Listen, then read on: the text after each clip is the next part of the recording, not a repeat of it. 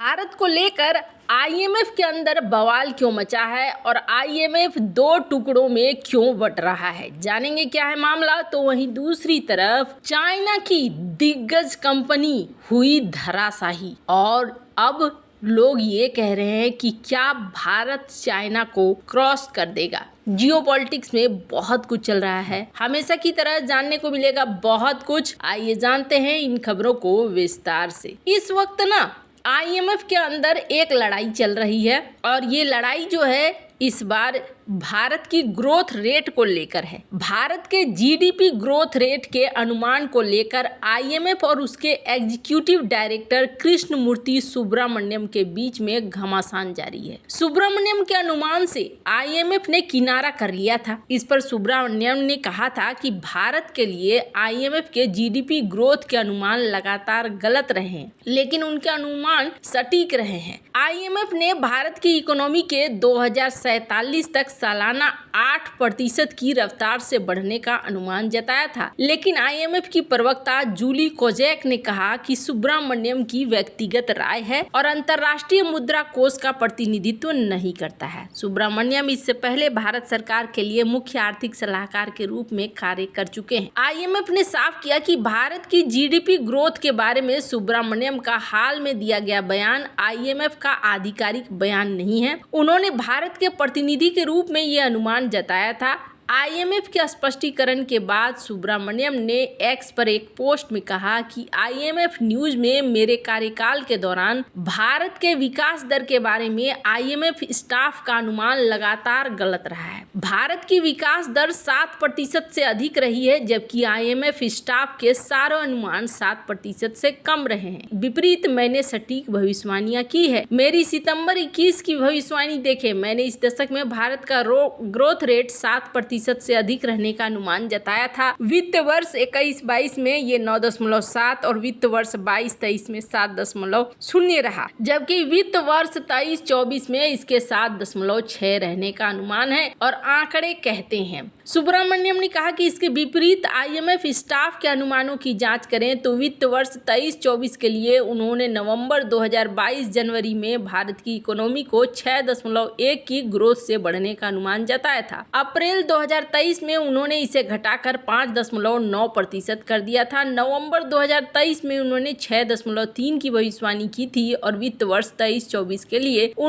वास्तविक रहा 7.6, जिसे संशोधित करके 8% किया जाएगा। साफ है कि आईएमएफ स्टाफ का एरर मार्जिन बहुत ज्यादा है। नवंबर 2022 जनवरी 2023 के अनुमानों में 1.9%, अप्रैल 2023 के अनुमानों में 2.1 और नवंबर 2023 के अनुमानों में 1.7% का अंतर है। इसी तरीके से वित्त वर्ष 23-24 के लिए भी इनके अनुमान 7% से कम है। आंकड़ों से साफ है कि किसका अनुमान सटीक है। क्या मुझे कुछ कहने की जरूरत है? सुब्रमण्यम ने हाल ही में कहा कि अगर भारत अपनी वर्तमान नीतियों को जारी रखता है और सुधारों को गति देता है तो भारत 2047 तक सालाना 8% की विकास दर से ग्रोथ कर सकता है। पिछले 10 सालों में भारत ने जिस तरह से ग्रोथ की है, अगर हम पिछले 10 वर्षों में लागू की गई अच्छी नीतियों को दोगुना कर सकते हैं तो और सुधारों को गति दे सकते हैं, तो भारत यहाँ से 2047 तक सालाना 8% की रफ्तार से आगे बढ़ सकता है। आईएमएफ ने पहले भारत के लिए 6.5% की मध्यम अवधि के विकास दर का अनुमान लगाया था। पिछले अनुमानों से इसमें थोड़ा बेहतर किया गया था। आईएमएफ आने वाले दिनों में अपडेटेड अनुमान जारी करने की तैयारी में है। कोजेक ने कहा कि विश्व आर्थिक आउटलुक की अगली रिपोर्ट में लेटेस्ट ग्रोथ प्रोजेक्शंस के बारे में जानकारी दी जाएगी। खैर, अब आईएमएफ ने यहाँ जो कुछ भी कहा है इसको लेकर आप देखेंगे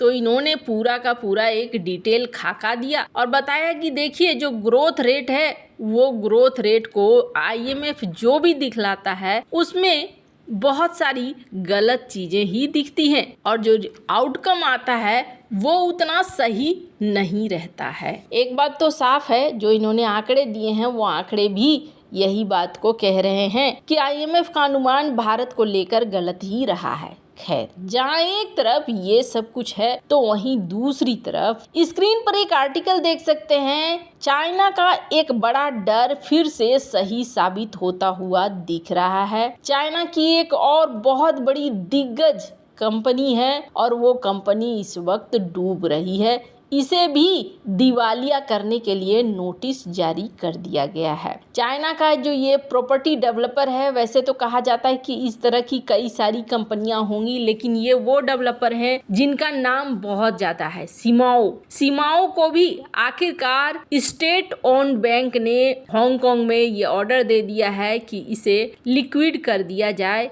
ये दिवालिया हो रही है। और आपको बता दें, एवरग्रांड ग्रुप, कंट्री गार्डन के बाद अब ये भी देखने को मिल रहा है। सीमाओं के जो हांगकांग में शेयर थे वो भी 8.8% की दर से गिर चुके हैं और हैंग सेंग इंडेक्स में भी गिरावट देखने को मिल रही है। यहाँ जो चल रहा है वो कर्जा है करीब 201.75 मिलियन डॉलर का, जिसे ये कंपनी नहीं चुका पा रही है और इस वजह से इस कंपनी को लिक्विड करने का ऑर्डर दे दिया गया है, ताकि इससे जो भी पैसा निकलेगा वो पैसा लौटाया जाएगा। वैसे कई बार कहा जा रहा है कि सीमाओं को पहले भी रीस्ट्रक्चर करने के लिए बात कही गई थी और इन्होंने मार्च में रीस्ट्रक्चर करने की कोशिश की थी, लेकिन ये रीस्ट्रक्चर काम नहीं आया है और इसके बाद इसे लिक्विड करने के लिए एक बैंक ने कह दिया है, दूसरी बैंक भी इसे वही कहने वाली है। प्रॉपर्टी इन्वेस्टमेंट चाइना में 9% की दर से गिरा है और ये चीजें दिखा रही है कि चाइना की ग्रोथ रेट में कहीं न कहीं ये बड़ा कारक बनेगा। पर इसी सब क्रम में एक और सवाल पैदा हो रहा है। फर्स्ट पोस्ट की इस रिपोर्ट को देख सकते हैं, जिसमें ये कहा जा रहा है कि क्या सचमुच में